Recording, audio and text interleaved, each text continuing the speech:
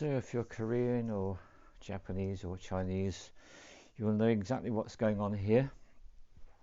So this month is a very special month for myself and also for Selena, because this is a month that Cinder, Selena's mother, was born, got married to me, died and was buried all in the same month. So it's 15 years today since she let go of her physical body and passed into spirit. And so I felt that I wanted to share this memorial with you because this is what it is. So in the Far East, it's a common and normal thing to do, to understand that when someone passes into spirit, their body has been let go of, but they're still very much alive in terms of what really matters in terms of consciousness and awareness. And so what I've done is there's so much going on here, I've got to just do my best to pull everything out. So this is what we call the shaman's mesa.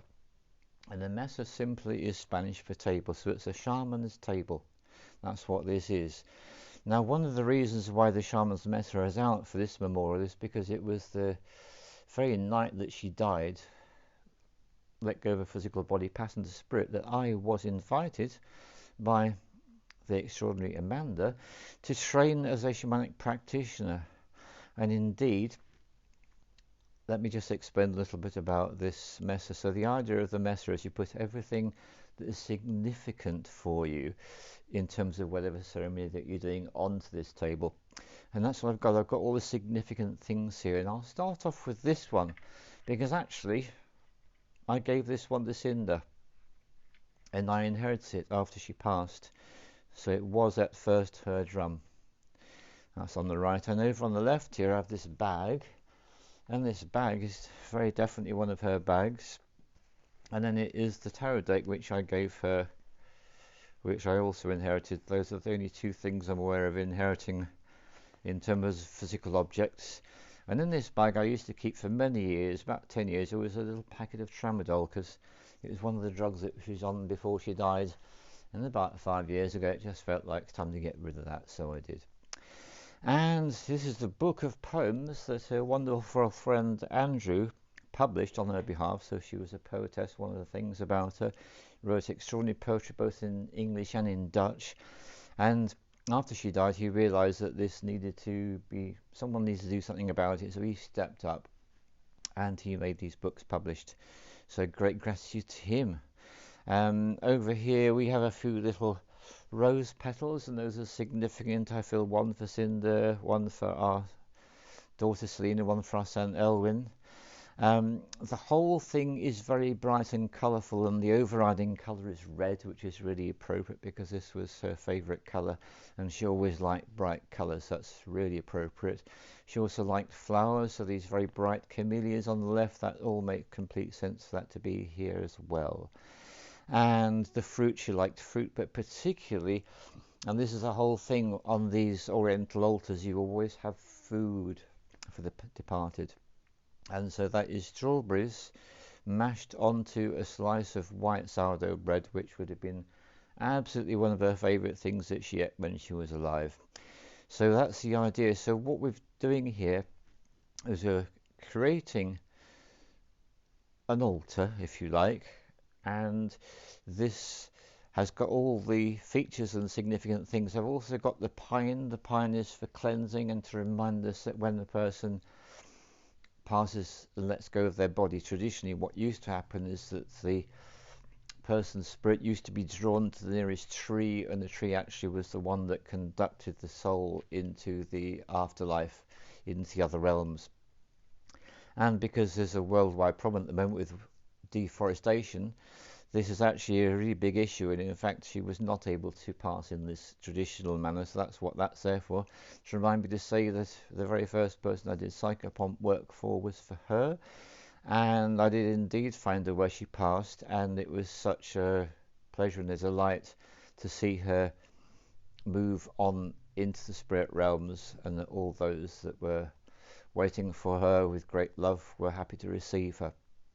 So that's what this is all about. So I just am going to tune into and just mention a couple of things that come to my awareness. And the first one is with Cinder, I received the first incontrovertible evidence for me. It doesn't matter whether anyone else means anything, but to me it does. And that is the understanding that when someone passes into spirit, there is survival after death. There really is. So what happened to me, it was about a month after she passed, and I was in the kitchen of the house that she'd lived in until she was unable to be there and had to go into hospice, which is where she died. And I was just standing the other side of the room from where the cooker was, and I was watching our son and our daughter, and they were both cooking, both harmoniously cooking together. I was just standing watching them, and then all of a sudden I realized there was this presence, and this presence was really close to me.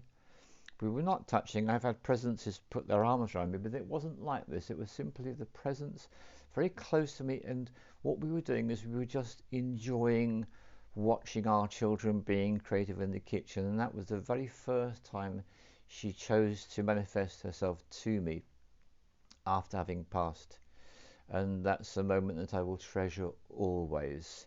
So if you come from the Far East, then either you would go to your columbarium and do something to celebrate the passing of that person. They do this every year. Or if they don't do that, they would actually, if there was a situation where the person was buried and had a grave, they would go to the grave. And failing either of those two things, they would do exactly what I've done, which is they create themselves a memorial altar actually in the house. So that's the one I've chosen to go for this particular one. And the final thing is simply to understand that although the physical body is no longer there, they are there. So in fact they're here, so that's what I'm doing. I'm going to have a little chat and say thank you very much for all that you gave me in my life, Cinder, and thank you for being part of my soul group. A soul group is where a group of people come to incarnate in the same time, and they have pivotal roles to play in each other's lives. And the way that I know we had pivotal roles in each other's lives is, first of all, she's the mother of our children, and secondly, we did actually both give each other a really hard time, and that is one of the clearly definitive signs of someone in the same soul group, because the reason why we give each other a hard time in this physical life is to push each other to evolve, to move on, to develop, to grow, to become more than what we thought we were capable of being. And that's very much what I did with her, and it's very much what she did with me.